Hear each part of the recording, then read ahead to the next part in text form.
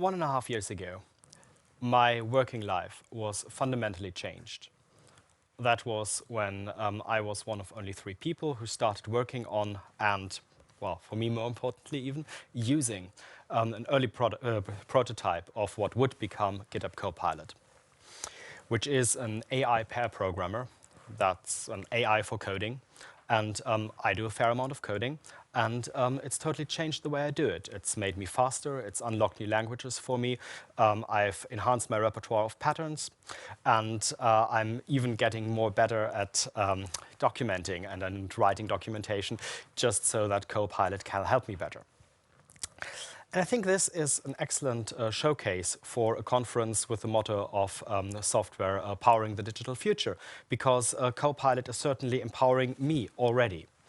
And it is a showcase where we really see the interplay between research and putting that research into application. I want to talk about the collaboration that made it possible and some of the challenges we faced along the way, in particular one which I think is a rather general one, and how we overcame it. So, but first of all, I mean, I said there's this thing.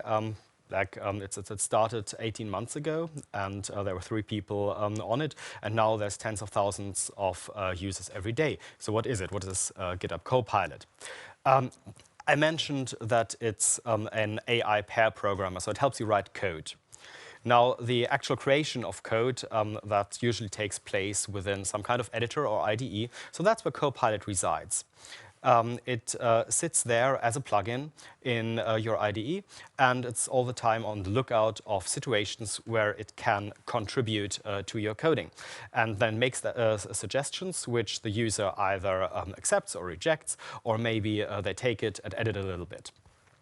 Now, I'm not going to give a proper demo, although if you want one, like Twitter and YouTube and so on are full of it by various sources. But there's a short demonstration of how it works on the right-hand side of the screen, where a user, I mean, in this case, me, it does a very simple coding task, reading in a CSV and plotting the contents. And they enter some comments, and then Copilot will suggest how to put that in, and the user either accepts them or maybe twiddles around with it a bit. And the inspiration that this interaction is taken from is that of pair programming, which is a programming paradigm that has a really interesting reputation. As in, if you ask programmers, they will, in the vast majority of them, will tell you they loved pair programming. It makes them better and faster and makes their programs better. But on the flip side, very few actually get to do it on a regular basis. As a paradigm, it has several flavors, but at least in the classical sense, pair programming means that 2 people, a pair, work on the exact same coding task together. One of them will slip into the road of the navigator. So that's the person who decides where they want to go, thinks about the big strategic questions for the code, and all the time comments on how the driver actually implements them on a low level. The driver would be the person who has the keyboard in their hand, and they enter most of the code. Now, the idea behind GitHub Copilot swapping in as your pair programmer is that it would allow you to think about these big questions and keep your head free of them while assisting you in the nitty-gritty details. So that's kind of how GitHub Copilot is used in this demo video. However, software developers are super unique, and everyone has their own different way of writing code, and correspondingly, everyone uses Copilot a bit differently. So some people use it to get difficult expressions just right. Some want complete lines completed, or whole lines in one go, or maybe a block, or you can use it to write your own function, or sometimes even class in one go. I mean, usually you would modify that a bit later. On the other side of the spectrum, I sometimes just use Copilot in order to close my brackets in the exact right order. So the fact that this is even possible is something rather new. And that's because GitHub Copilot as a code synthesis machine is rather unlimited. It's not fixed to one single programming language or a small number of them. It works in all kinds of domains and all kinds of frameworks. It can predict the method name that you want to use, but it can also predict the next 5 lines if you wanted to. So how's that possible? I mean, there's several ingredients, of course, but the real game changer one that made this possible was the AI in the background. I already said that Copilot is the fruit of a collaboration between OpenAI and GitHub. So OpenAI, they are a more researchy outfit. They're the absolute experts for artificial intelligence. They meet up with GitHub, who see themselves as the home for all developers, and they know a lot about code and coding. What came out of that collaboration was OpenAI Codex, which is the raw model, the powerful machine that works as the engine for GitHub Copilot, and GitHub Copilot, which is the plugin that actually makes the suggestion and uses the Codex AI in the background. Codex is like a really big neural network. That's rather cutting edge. I mean, nothing like that existed just a few years ago. And it's similar in architecture to many language generation networks. But one of the differences is it's been shown a lot of code, like billions of lines of source code. And being shown is the exactly right formulation, because it's literally trained by showing it the beginning of a source file of code, and then asking it what's the next character, or actually what's the next token, which is something like between character and word. And this leads to this very pleasing picture, this circular bit, where you have this huge community of developers. I mean, there's like 80 million people on GitHub. And together, they have a huge amount of collective knowledge. And the way you democratize that knowledge is that you take its embodiment, which is the source code, and you use this source code to teach the AI pair programmer. And the AI pair programmer then turns around and assists those same developers so that they can write the next generation of code even better. Now, that's a great picture. I love it. But there is one rather important disconnect there. It's not a perfect circle. But in fact, the thing that we teach the AI is not quite the same as the thing that we later ask it. We teach it the question for a finished source file with no external context or anything. What's the next bit of code? However, then we ask it in a concrete context, which is the editor state that the developer is currently in. What would be the most useful suggestion? It's similar, but it's not the same. I mean, for one, developers actually spend most of their time refactoring code, not writing completely new code from scratch. But even if they did write code from scratch, say like implement a new library or something, they will not work in a totally linear top-to-down fashion. They will usually like write up some skeleton, have some stubs in there, fill in those stubs while leaving others for later. Quite often, when they decide somewhere at the bottom of the file to change something, this change necessitates changes at the top of the file or somewhere in the middle. And at no point during that process, until they actually commit, does the editor state that they have currently look very much like the finished product. So, for example, let's say that you're writing a script, which probably is the piece, the kind of code that is most linear. You're writing a script, and at some point, that script decides it wants to load some data from the web. Okay, so then you need to import a networking library and apply it. The way most programming languages work, you would move to the top of your document and add the import statement there. At the point of time before you do it, I mean, your cursor is somewhere down there. Does that mean, before the import statement is there, does that mean the AI should conclude that since it's missing, you don't want to do any networking after all? You want to load synthetic data? It's unclear. But what is clear is that the question we ask the AI is not quite the question that it's trained on. So what does that mean? Does that mean we totally messed up in our collaboration? Maybe OpenAI trained the wrong model. Maybe GitHub put the wrong application in. Well, I mean, I'm biased, of course, but I would quite emphatically say no. In fact, this is part of a very common theme that is even intensifying over the last few years. And the reason it's intensifying is because artificial intelligence is being turned to more and more complex problems. Reading and understanding a piece of text, that's quite difficult. Holding up a conversation, that's quite difficult.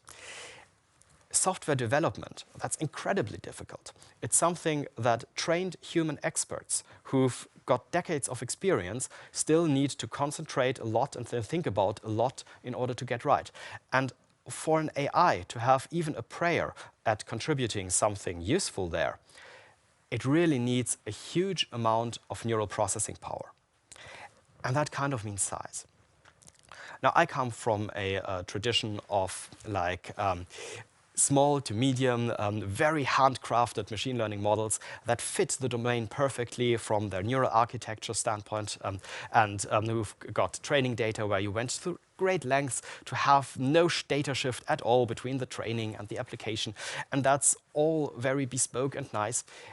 But they get completely steamrolled when confronted with a model that's just 100 or 1,000 times as big and has an architecture that is specialized on being able to learn at scale.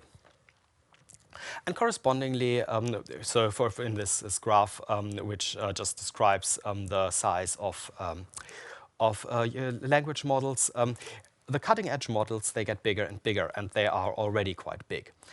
So being that big means that they are incredibly hungry for data. The model that we've currently got in production for Copilot, that's got 12 billion parameters, and there's even bigger ones out there. And these 12 billion parameters need to be filled with something meaningful. Now, humans are quite good at extrapolating from a very small number of samples. But in order to train such an AI model from scratch, you really need a lot of examples, which means you need to train on a task that is quite common and general, a pure task. So finding the next character in a source file, that is a pure task. It's very, very general. It's incredibly common because there's so many source files out there. But and also these tasks are more stable than the application tasks usually are.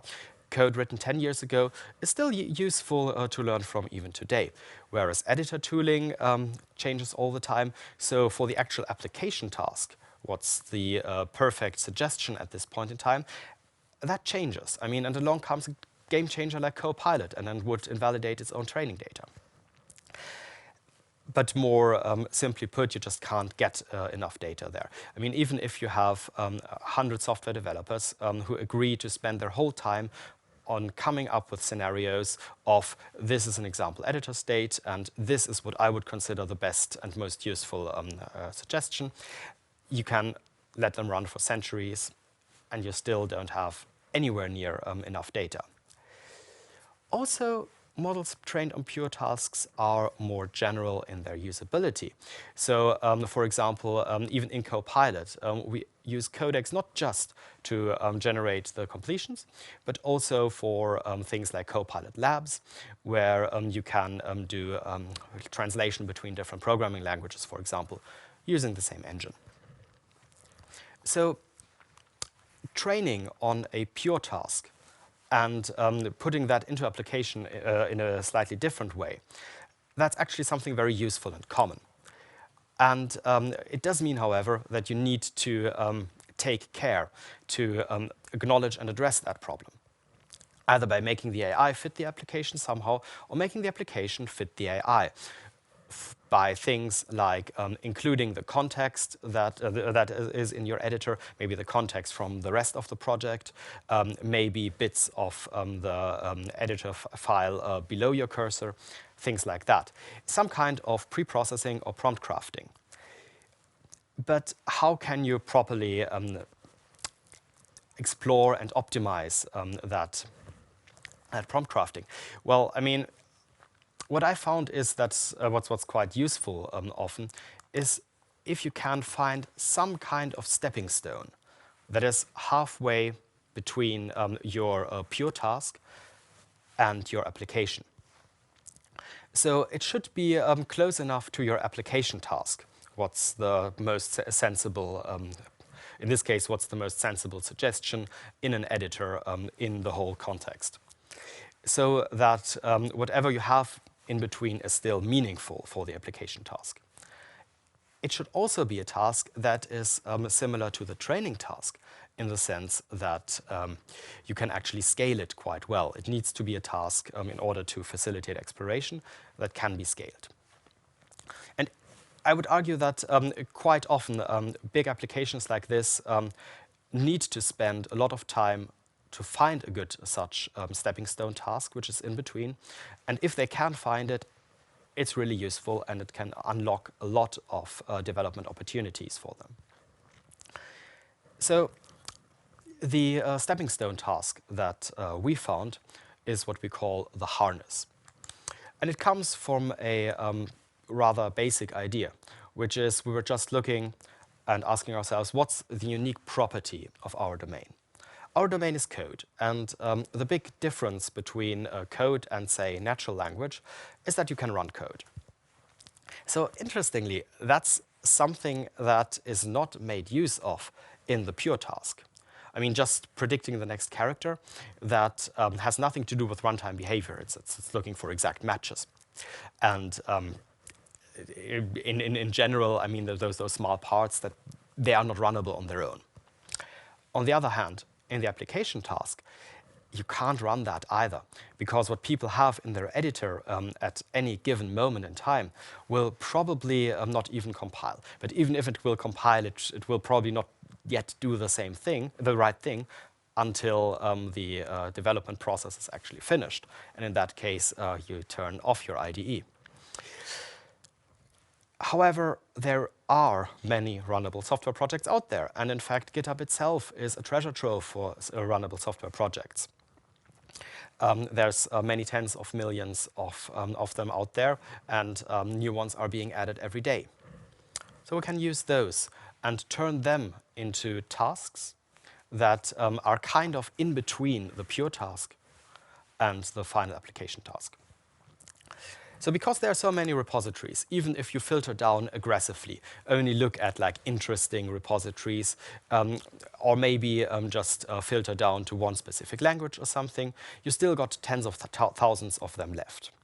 Meaning that everything that I'm going to talk about for the next 3 minutes or so can just be multiplied by a couple of 10,000s, which is how you get your level of scale. Because from every such software repository, you can usually get a couple of nice tasks for Copilot. So the first step is you take that repository, you download its contents onto a VM, and then you install it. This is a step that often fails, but it doesn't matter because it also often enough goes through, and the steps where it fails you just don't take. And you can verify that the installation did work by running the CI or the tests. Again, if the software repository doesn't have any tests, then you skip it and move on to the next one. But there's enough software repositories with tests out there, and you can see whether you correctly installed them. And you can also use those tests to find the parts of the code base which are, well tested. So by that, I not only mean that they're actually exercised by the tests. So for example, many projects contain or use logging frameworks, and they will be run by the tests, but they are not the subject of the tests usually. So if you replace the logging framework by something that just like always puts it through and doesn't do anything, then the tests would still pass, which would mean that they are not stringent enough to actually challenge the logging framework. But other parts of the code base are covered in that way. So if we restrict to functions, which is not the only thing that you can use, but it's probably the easiest. If you restrict to functions, you can just check if I replace that function with a stupid implementation like return 0 or return null or whatever, Do the tests still pass? If yes, then they weren't very good to begin with. But those that are, functions that get called by the tests, and if they're replaced by something easy, then that breaks the tests. Those can be turned into proper tasks for Copilot by, well, imagining that this function might have been the last bit that the developer implemented, or by imagining that the developer wants to refactor that function. So we just delete its body and present that as a task to Copilot. What would you suggest there? Now, this is extremely scalable because there's so many of those functions out there, and it's also a proper Copilot task. It's not just a task for codecs, because this is something that occurs in the context of a project, that it occurs in the middle of a file somewhere. If you do any kind of pre-processing depending on the project or depending on the file or other files in that project, then Copilot can perform that pre-processing. Also, if you consider different ways of running the codecs model, well, then you can try them out as well. So you ask Copilot, what would you suggest there? And normally, of course, Copilot has a human hand at the wheel. It doesn't have that in the harness. We just take Copilot's suggestion at face value, which is maybe a tiny bit unfair, but still gives you a very good indication of how good the completion is in the first place. And then you rerun the tests and see whether the alternative implementation suggested by Copilot is still sensible. And then you check whether it passes or not. And then you just count. So that way, for example, if OpenAI comes to us and says, well, we've got a new version of the codecs model, do you think it would be any good? Then we can put it through the harness. And from experience, we know that anything that increases the success rate in the harness leads to a corresponding increase for acceptance rate once that we roll it out into production. But more than that, and for us maybe more importantly, for the GitHub part of the team, is that we can use that whenever we want to try out new ways of pre-processing, different ways of running the model, and generally different ways of taking the application task that we have and transforming it in such a way as it's is best digestible by the raw model, which is incredibly powerful if you coax it the right way. So this is our scalable stepping stone. And it's what allowed us, certainly, to move with such velocity and put something from a powerful research model into an actual application in front of users. And thereby putting what I think is a real game changer tool into the tool belt of the developers who write the software that powers the digital future. I got there in the end. Thank you.